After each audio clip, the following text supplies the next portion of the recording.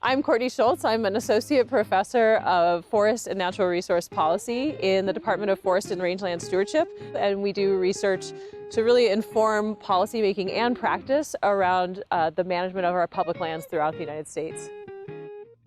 My work looks at how policy and law mediate the translation of those goals and kind of what happens to things when they go into the policy world. I love studying forests because people want so many different things from them. Like the American people want out of our forest commodity production, so we want timber for all kinds of purposes. We want the ability to graze on these lands.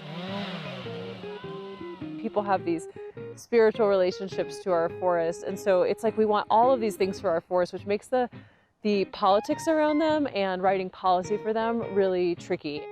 With climate change, we're thinking a lot more about how do we use forests to sequester carbon and how do we help forest systems adapt to changing climates. And we also think a lot about fire.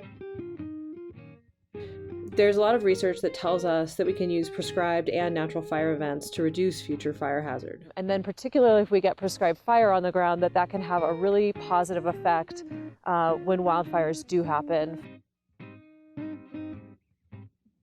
Fire has a natural role in these ecosystems in the West, and we have to learn to live with fire and adapt to, probably even more fire. And so prescribed fire gives us this opportunity to do that under more controlled conditions, and we'll still see, things like smoke effects, for example, but hopefully they're less extreme, less harmful to human health, less risk to communities than if we have wildland fires.